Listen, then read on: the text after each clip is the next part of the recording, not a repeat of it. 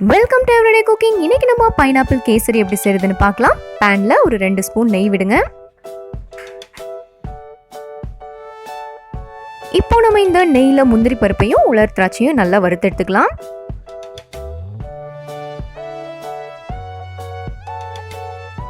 முந்திரி பருப்பு பழம் உங்களுக்கு எவ்வளோ தேவையோ அவ்வளோ நெய்ல போட்டு நல்லா வறுத்து எடுத்து வச்சுக்கோங்க.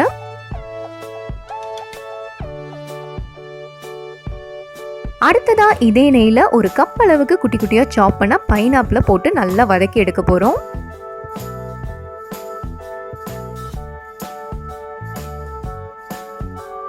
பைனாப்பிள் ரொம்ப நேரம் வதங்கணும்னு அவசியம் இல்லை. 2-3 நிமிஷம் நல்லா வதக்கி எடுத்து வச்சுக்கோங்க.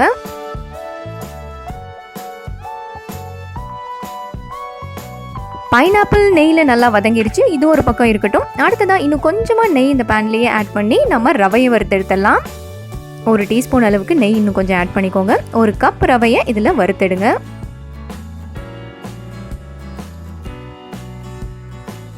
ரவையை ஒரு 2-3 நிமிஷம் வறுத்தெடுத்தாலே லைட்டாக கலர் சேஞ்ச் ஆகிருக்கும். அதே மாதிரி ஒரு நல்ல வாசனை வரும். அப்போ ஸ்டவ் ஆஃப் பண்ணிவிட்டு இதை எடுத்து வச்சுக்கோங்க.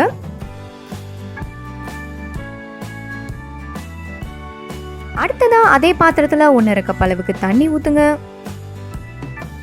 இதோட 1 கப் அளவுக்கு பால் ஆட் பண்ணுங்க.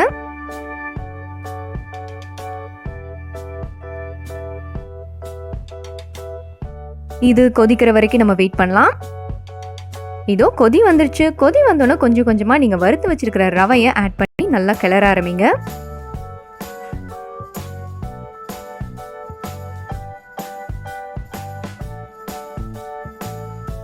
இதை இப்போ நம்ம மீடியம் ஃப்ளேமில் வச்சு நல்லா கிளற போகிறோம்.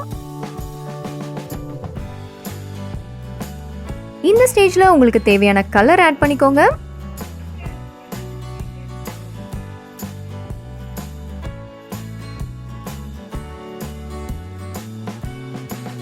இதோ நல்லா கிளறியாச்சு, நல்லா கெட்டி ஆயிடுச்சு. இப்போ 1 கப் அளவுக்கு சுகர் ஆட் பண்ணலாம்.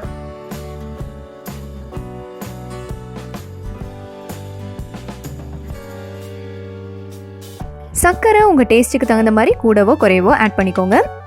இதோ சர்க்கரை நல்லா கரைஞ்சிருச்சு. இப்போ நம்ம வதக்கி வச்சிருக்கிற பைனாப்பிளை இதோட ஆட் பண்ணலாம்.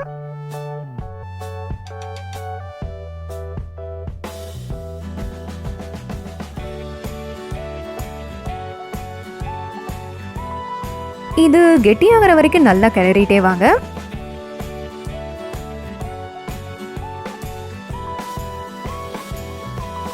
இதோ பர்ஃபெக்டாக கெட்டி ஆயிடுச்சு. இப்போ உங்களுக்கு தேவையான அளவு நெய்யை இதோட ஆட் பண்ணுங்க. நாங்கள் 2 ஸ்பூன் ஆட் பண்ணுறோம். நீங்கள் எவ்வளோ வேணாலும் நெய் ஆட் பண்ணலாம்.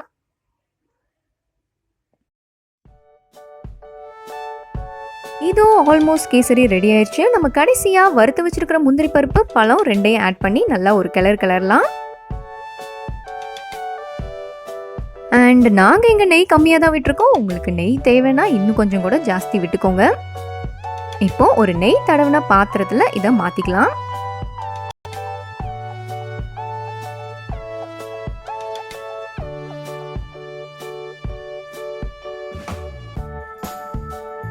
நம்ம கேசரி இங்கே சூப்பராக சுட சுட ரெடி ஆயிடுச்சு.